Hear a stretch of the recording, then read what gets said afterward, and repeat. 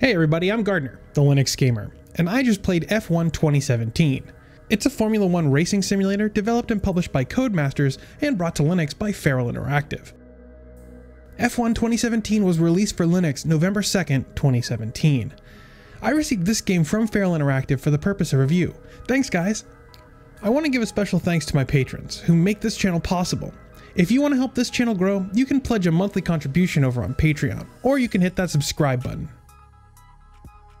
From a visual standpoint, I don't see much of a difference between this iteration of F1 and the previous Linux entry in the series F1 2015.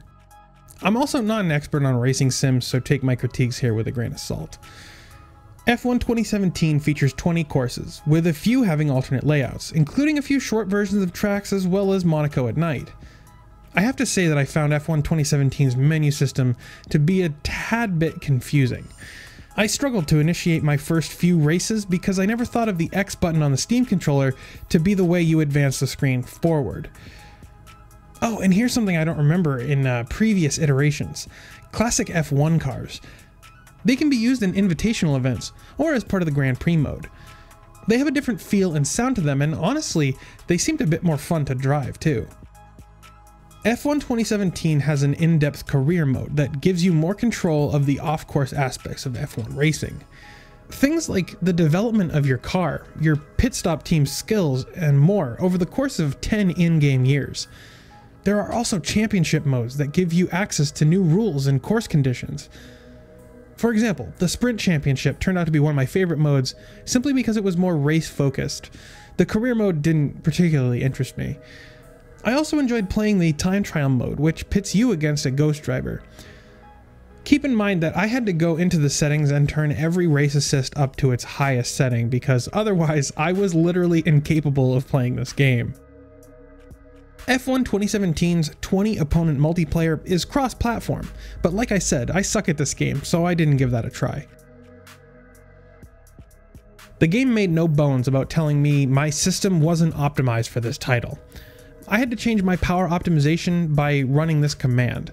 Then I had to update to the latest Nvidia drivers, and finally, the game gave me grief for running Ubuntu 16.04 rather than the tried and true release 17.04. This, coupled with the game's pre-launch configuration utility that Feral usually implements in their titles, and I found myself quickly losing interest. I don't like it when games require too much setup or tweaking out of the box.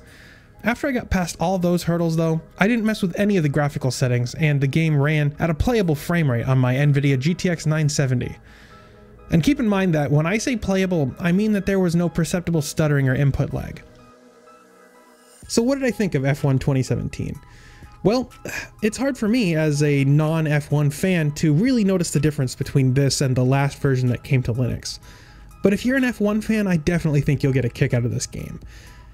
It's available for Linux through Steam and Feral's website. Buying the game from Feral's website supports their Linux efforts, and I highly recommend you do it there. Have you played F1 2017? What did you think of it? Leave me a comment and let me know, or tweet at me at the Linux Gamer. You might consider supporting videos like this over on Patreon.